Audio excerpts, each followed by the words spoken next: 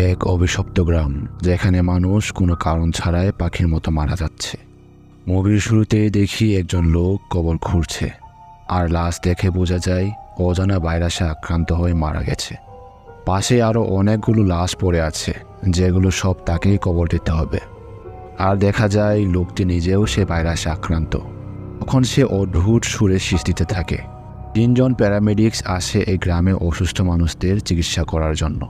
তখন নৌকার মাঝি ইউসুফ বলে, আরও 2 জন আসবে। সুপারভাইজার বলে, আরও 2 জন কেন? আমি তো শুনেছিলাম শুধু আমরা 3 জনই যাচ্ছি। ইউসুফ তখন বলে, গ্রামে খবর খোঁড়ার মানুষ নেই, আপনি নিশ্চয়ই কবর খুঁড়বেন না, তাই তাদের নিয়ে যাচ্ছি। কারণ গ্রামে কবর খোঁড়ার যে একজন লোক ছিল, সেও মৃত্যুর সাথে পাঞ্জা লড়ছে। মানে আমরা কিছুক্ষণ আগে যে লোকটাকে দেখলাম তিনি। গ্রামটা ছিল একেবারে জঙ্গলের ভিতরে। গ্রামে যাওয়ার সময় একজন জিজ্ঞেস করে, এই বাড়িগুলোতে ক্রস কেন? ইউসুফ তখন বলে, কারণ এই বাড়িগুলির সব সদস্য মারা গেছে, আর দেখা যায় সারি সারি অনেক গড়ে ক্রস। এখানেই বুঝতে পারি পুরো গ্রামের লোক অজানা রোগে মারা যাচ্ছে। গ্রামে পৌঁছানোর পর প্যারামেডিক্সদের থাকার জন্য একটি মৃত পরিবারের বাসা দেওয়া হয়। রাতে পুপুর যখন গোসল করছিল, তখন সে একজনের অস্তিত্ব টের পায়। তাই সে খুঁজতে খুঁজতে ক্লিনিকে গিয়ে দেখে, আর সে দেখে একজন রোগী বিছানায় নাই। হঠাৎ রোগীটি পিছন থেকে এসে তার গলা চেপে ধরে আর কি একটা বলার চেষ্টা করে, কিন্তু পুপুর ধাক্কা দেওয়ায় ফ্লোরে পড়ে তার মাথা ফেটে যায়, আর সে মারা যায়। এই লোকটাই ছিল গ্রামের শেষ কবর খোঁড়ার লোক। এদিকে মিলা চলে যায় লাশ ঘরে কর্পূর দিতে, কারণ অনেক গন্ধ আসছিল। সে লাশ ঘরে কর্পূর ছুঁড়ে ছুঁড়ে দিচ্ছিল, কিন্তু হঠাৎ একটা কর্পূর তার দিকে ফিরে আসে। এটা দেখে তো মিলার জান বার হবার অবস্থা। সে ভয়ে ভয়ে সামনের লাশের দিকে তাকিয়ে থাকে, কিন্তু না, একটা ইঁদুর লাশের ভিতর থেকে বেরিয়ে পালিয়ে যায়। এটা দেখে মিলা স্বস্তি পায়, আর সেখান থেকে তাড়াতাড়ি পালিয়ে যায়। একদিন নেং নামের একটি মেয়ে ক্লিনিকে এসে সুপারভাইজারকে জ্বালাতন করতে থাকে। সে বলে তার মা অনেক অসুস্থ, তাই বাড়িতে গিয়ে যেন তাকে একটু দেখে আসে। কিন্তু সুপারভাইজার বলে, এটা সম্ভব না বাবু, কারণ আমাদের এমনি মানুষ কম, আর এই জায়গার ব্যাপারে আমরা কিছুই জানি না। তখন মিলা এসে নেংকে বলে, ঠিক আছে, কাজ শেষ করে আমি তোমার সাথে যাব। সুপারভাইজার মিলাকে মানা করে যেতে। তারপরে মিলা বলে, সমস্যা কি ম্যাম, আমি তো আমার কাজ শেষ করেই যাব। সন্ধ্যায় মিলা তার কাজ শেষ করে নেংয়ের সাথে রওনা হয়। বন জঙ্গল পেরিয়ে তারা একটি গ্রামে পৌঁছায়। মিলা তখন বলে তার টয়লেট পেয়েছে। নেং তখন তাকে একটি মৃত পরিবারের বাসায় নিয়ে যায়, যেখানে এখন কেউ থাকে না। মিলা টয়লেটে চলে যায়, আর নেং টেবিলে পড়ে থাকা জিনিসগুলো দেখতে থাকে। হঠাৎ নেং এর মনে হয় পিছন দিক থেকে কেউ দৌড়ে গেল। সে পিছনে পিছনে যায়, আর ছোট মেয়েটি টেবিলের নিচে লুকিয়ে যায়। নেং ভয়ে ভয়ে টেবিলের নিচে দেখে, কিন্তু না, সেখানে তো কেউ নেই। কিন্তু পিছনে ঘুরতে একজন তার উপর ঝাঁপিয়ে পড়ে। নেং ভয়ে চিৎকার করে। নেংয়ের চিৎকার শুনে মিলা টয়লেট থেকে বার হয়ে আসে, আর নেংকে জিজ্ঞেস করে, কি হয়েছে নেং?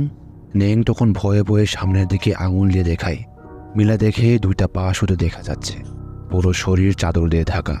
মিলা ভয়ে ভয়ে চাদরটা সরিয়ে ফেলে, কিন্তু এ কি, এত নেংই? তাহলে সে কে ছিল? মিলা পিছনে ফিরে দেখে, আর তারা দেখে ভয়ঙ্কর ভূত তাদের দিকে এগিয়ে আসছে। তারা সেই বাড়ি থেকে পালিয়ে যায়। রাস্তায় মিলা নেংকে জিজ্ঞেস করে, এটা কি ছিল? নেং বলে, আমিও জানি না। নেংয়ের বাড়িতে পৌঁছানোর পর মিলা দেখে দরজার কাছের রুমে একজন মহিলা চুল আঁচড়াচ্ছে। তাই সে মনে করে এটাই নেংয়ের মা, আর সে সেখানেই বসে তার সাথে কথা বলতে থাকে। তখনই নেং এসে বলে, আপনি এখানে কি করছেন? আমার মা তো ভিতরে। মিলা তখন আশ্চর্য হয়, তার মা ভিতরে হলে ইনি কে? মিলা নেংকে এটা জিজ্ঞাসা করার জন্য যেই দেখাতে যাবে, অমনি দেখে ওখানে আর কেউ নেই।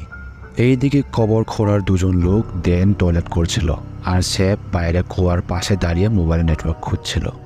দেন তখন শেফকে বলে, শেফ, আমার জন্য একটু পানি তুলে দে তো, এখানে পানি শেষ। শেফ তখন দিচ্ছি বলে কুয়া থেকে পানি তুলতে থাকে, আর মনের সুখে শীষ দিতে থাকে। কিন্তু হঠাৎ সে শুনে তার সাথে সাথে কেউ শীষ দিচ্ছে। সেটা মনের ভুল ভেবে আবার পানি তুলতে থাকে, আর শীষ দিতে থাকে। কিন্তু এইবার সে স্পষ্ট শুনতে পায় তার সাথে সাথে কেউ শীষ দিচ্ছে, আর তার বালতিও ধরে আছে।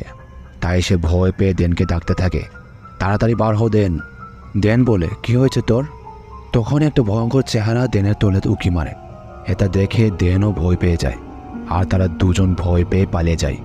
রাতে দেন আর শেফ এসে সুপারভাইজারকে বলে, এই গ্রামে পাক্কা ভূতের কিছু আছে, আমাদের এখানে থাকা ঠিক নয়। সুপারভাইজার তখন মিলার জন্য চিন্তা করতে থাকে আর বলে, মেয়েটাকে কত করে বললাম না যেতে, তারপরও চলে গেল। দেন তখন বলে, আমাদের তাকে নিতে যাওয়া উচিত ম্যাডাম। তখন সুপারভাইজার দেন আর শেফ মিলে মিলাকে নিতে যায় আর পুপুত একলা ক্লিনিকে থাকে। তারা সবাই যেতেই পুপুত অদ্ভুত আওয়াজ শুনতে পায়। আওয়াজটা লাশ ঘর থেকে আসছিল। পুপুত ভয়ে ভয়ে লাশ করে ঢুকে আর ভয়ে ভয়ে একটা একটা লাশের শ্বাস দেখে, কিন্তু না, লাশগুলো একটাও বেছে নেই। তাই সে রুমে ফিরে যাবে। এমন সময় তার মনে হয় তার পিছনে লাশগুলো দাঁড়িয়ে আছে আর সে ঘুরতে দেখে লাশগুলো সত্যি সত্যি তার পিছনে দাঁড়িয়ে আছে আর তার দিকে এগোচ্ছে। তাই সে ভয় পেয়ে পালিয়ে যায়, কিন্তু একটা অদৃশ্য শক্তি তাকে টেনে হিঁচড়ে আবার সে লাশগুলো নিয়ে যায় আর দরজায় তার হাত ছিঁড়ে আলাদা হয়ে যায়। আমরা এখানেই বুঝতে পারি পুপুরের জীবনকাল এখান পর্যন্তই ছিল। এইদিকে গ্রামেরই একজন ছেলে বাড়ির দরজায় ক্রস আঁকছিল, কারণ পরিবারটিতে আর কেউ বেঁচে নেই। ক্রস এঁকে সে যখন চলে যাবে অমনি ভিতর থেকে লাইট জ্বলে ওঠে। তাই সে মনে করে ভিতরে হয়তো কেউ জীবিত আছে। তাই সে ভিতরে আবার ঢুকে চেক করে, কিন্তু না, ভিতরে তো কেউ নেই। তাই সে লাইটটা অফ করে দরজার দিকে এগোচ্ছে। হঠাৎ আবার লাইটের সুইচ অন হয়ে যায়। ছেলেটার তখন পেন ভিজে যাবার অবস্থা। সে ভয়ে ভয়ে পিছনে ফিরে তাকায় আর সে নিচে দেখে তার পরে যাওয়া রঙের মধ্যে দুটা পার ছাপ ফুটে উঠছে। এটা দেখে সে দৌড়ে পালিয়ে যায়। অন্যদিকে মিলা নেং এর মাকে দেখে চলে আসছিল।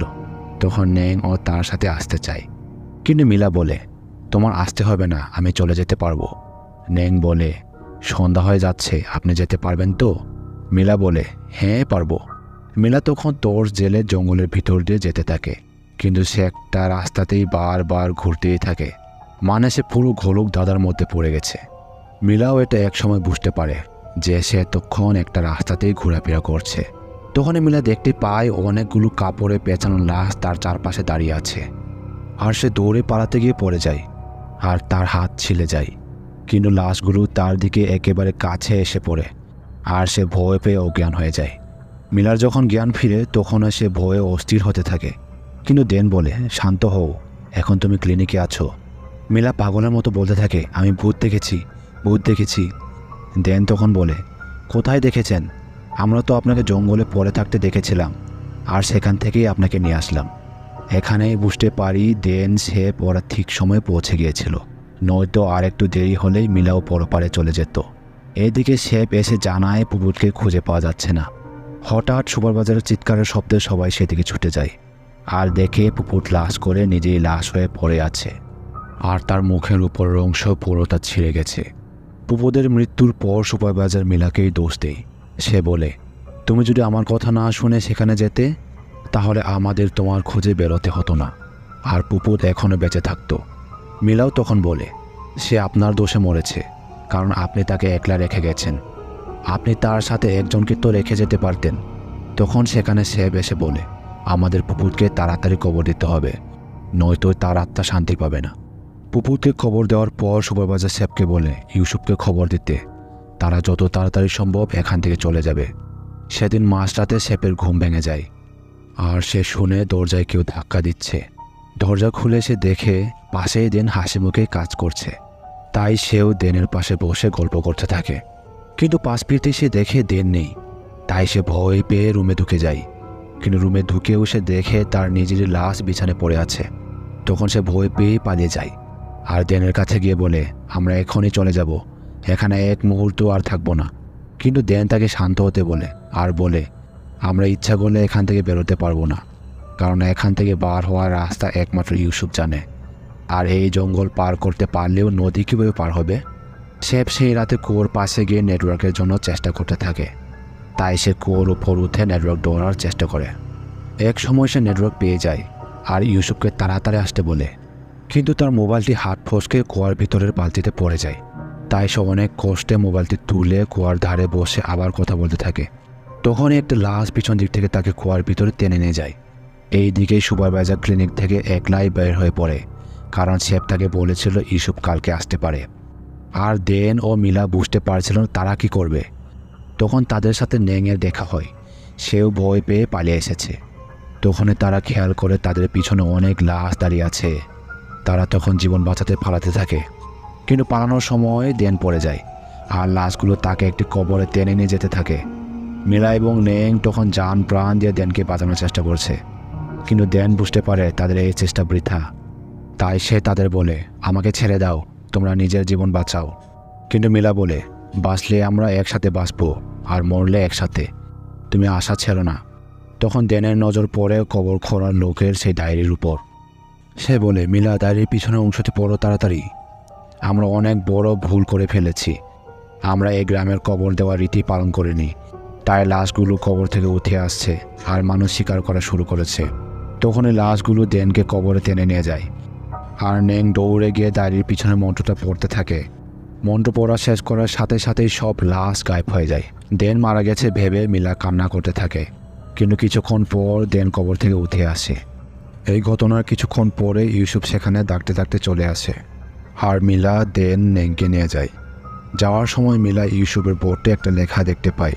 মিলা তখন ইউসুফকে জিজ্ঞেস করে, ওইটার মানে কি? ইউসুফ বলে, এটার মানে হচ্ছে সব জায়গারই নির্দিষ্ট রীতিনীতি আছে, আমাদের সেটা মেনে চলতে হয় আর সম্মান করতে হয়। আর যদি না মানা হয় তাহলে নেমে আসে ভয়ঙ্কর বিপদ। এই ঘটনার অনেক বছর কেটে যায়। এই গ্রামে একদল পর্যটক ঘুরতে আসে আর তারা জঙ্গলে একজন পাগল মহিলাকে দেখতে পায়। কি চিনতে পারলেন? এই সেই সুপারভাইজার যে একলাই বের হয়ে গিয়েছিল। বেচারা এই জঙ্গল থেকে বের হতেই পারেনি আর পাগল হয়ে এতদিন ঘুরে বেড়াচ্ছে। কেমন লাগলো গল্প বন্ধুরা অবশ্যই জানাবেন। যারা মুভিটা দেখেছেন তারা নিশ্চয়ই বুঝবেন কী লেভেলের ভয়ঙ্কর ছিল মুভিটা। এক্সপ্লেনেশন ভালো লাগলে সাবস্ক্রাইব করে পাশেই থাকবেন। ধন্যবাদ সবাইকে।